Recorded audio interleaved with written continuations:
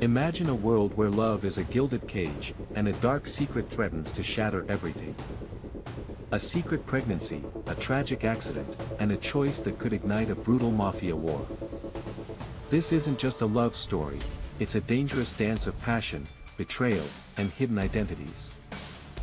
Welcome back, cinematic explorers, to a deep dive into the intoxicating and treacherous world of 365 Days, This Day.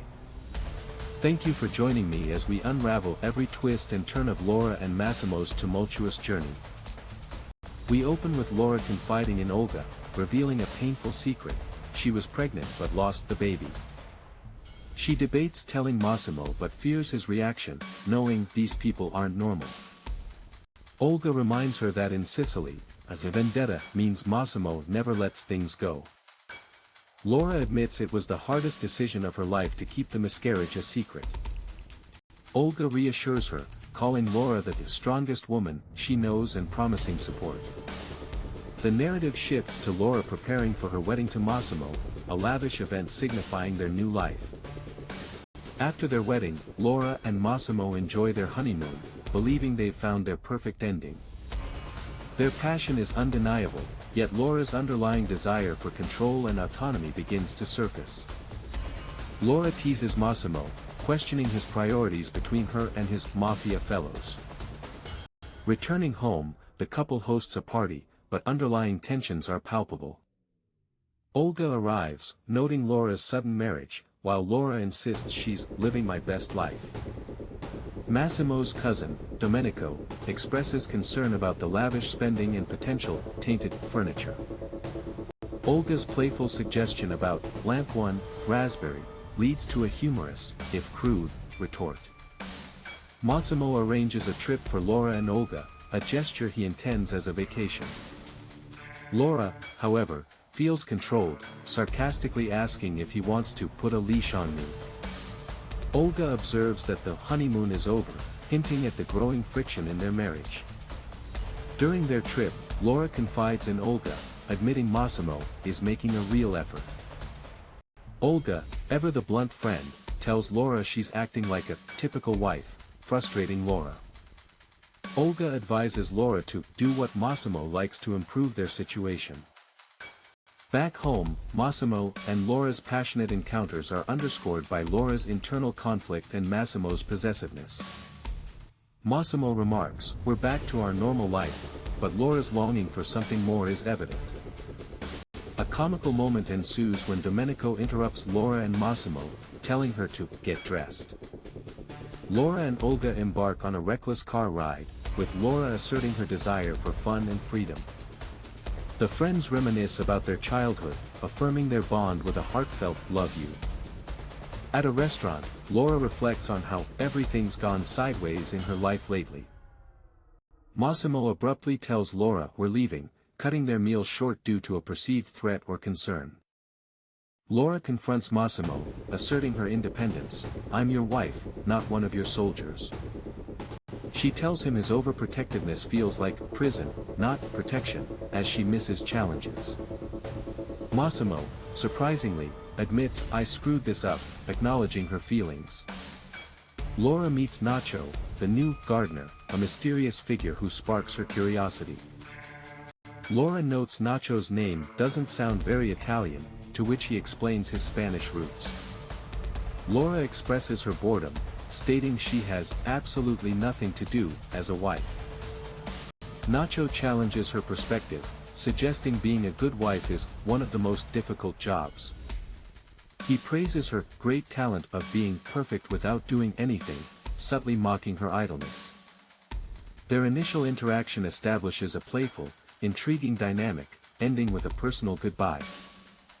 Massimo gifts Laura her own clothing company, aiming to give her freedom and purpose. Laura is touched by the gesture, responding with an "I love you," momentarily resolving their tensions. Massimo then surprises her with a marriage proposal, solidifying their commitment. Laura accepts, proclaiming "yes" to his proposal. Later, Laura jokes that Santa has forgotten me, hinting at her impatience for more. Massimo's present is a grand reveal, implying trust and vulnerability in their relationship. Laura declares, "I trust you," giving him everything you want to take. Laura questions Massimo about his family, noting his lack of parents or siblings. Massimo reluctantly reveals, "I have a brother," but adds, "I'd rather not have him." He receives a mysterious present, suggesting a new development or challenge. Laura and Olga meet Emily, a businesswoman who will help Laura with her new company. Olga humorously asserts herself as the hot goddess, adding levity to the scene. Laura expresses her anger at Massimo but refuses to discuss it, even with Olga. Olga suggests booze would help, but Laura decides she's had enough and wants to leave. Laura observes her parents enduring love, wishing Massimo looked at her the same way. Her mother advises that marriage is about compromise, offering a contrasting perspective. Laura suddenly feels ill and asks to be taken away from the party. She sees Massimo with another woman, a moment of profound betrayal that leaves her heartbroken. Devastated, Laura tells Olga, "I wish I could go away from here and never come back." She leaves a message for her mother, stating, "You were right. I was wrong about Massimo." Laura declares she don't want to see him ever again after what she witnessed. She seeks escape, telling Olga, "Take me anywhere, but take me away from here." Laura wakes up in a new location, finding Nacho, who compliments her outfit. She questions whose clothes she's wearing, learning they belong to Nacho's sister. Nacho prepares paella, her favorite dish, showing a surprising level of care and intimacy. He reveals they are at my father's house, indicating a deeper connection to the location. Laura learns Nacho's sister, Amelia, is pregnant, which momentarily upsets her due to her past. Amelia arrives, enraged about the father of her child, threatening to kill him. Massimo learns Laura has left him, prompting a frantic search and confrontation with Laura's parents.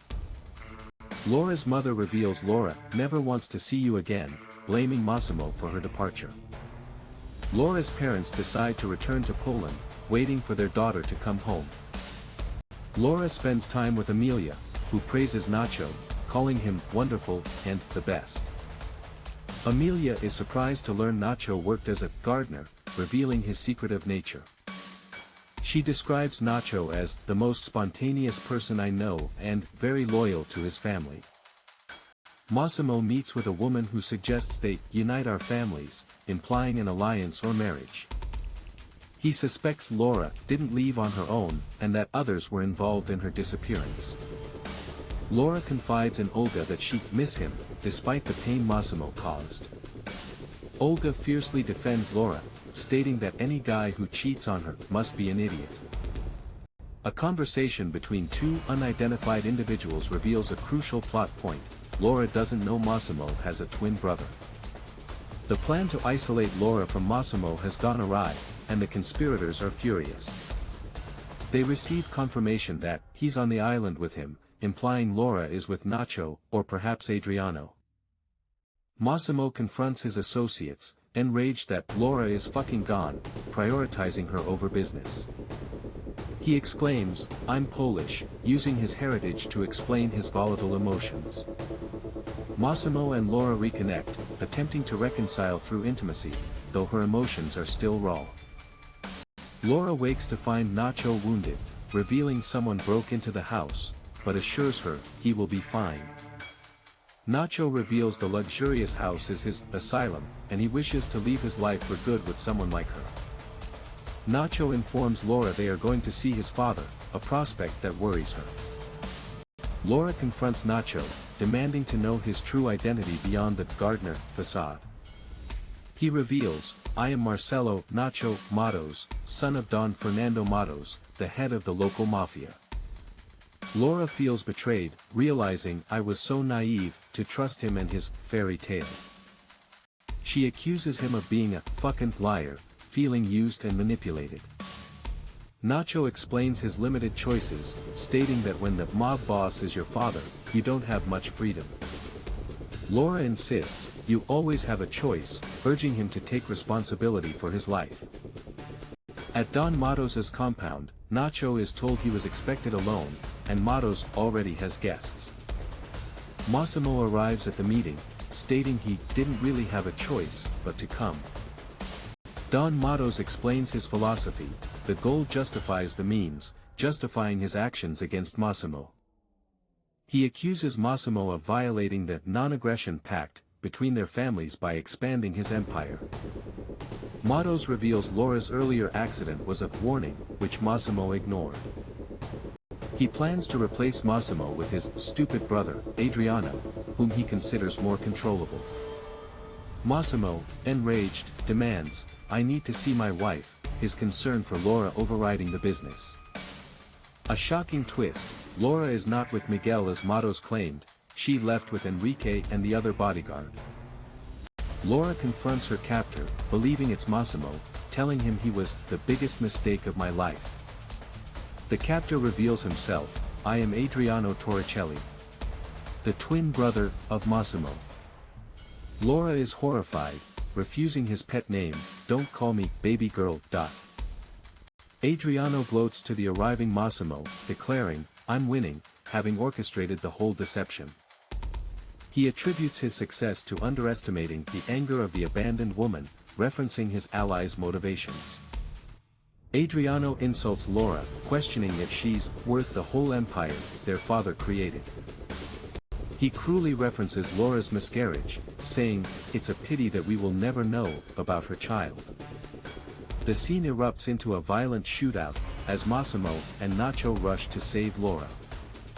In the chaos, Laura is caught in the crossfire, her fate left agonizingly uncertain as the screen fades to black.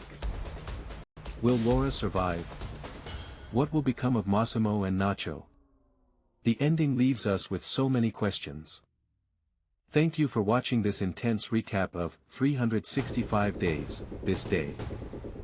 If you enjoyed this explanation, please hit that like button, share this video with a friend, and subscribe for more in-depth movie content. Let me know your thoughts on the movie and Laura's shocking cliffhanger in the comments below.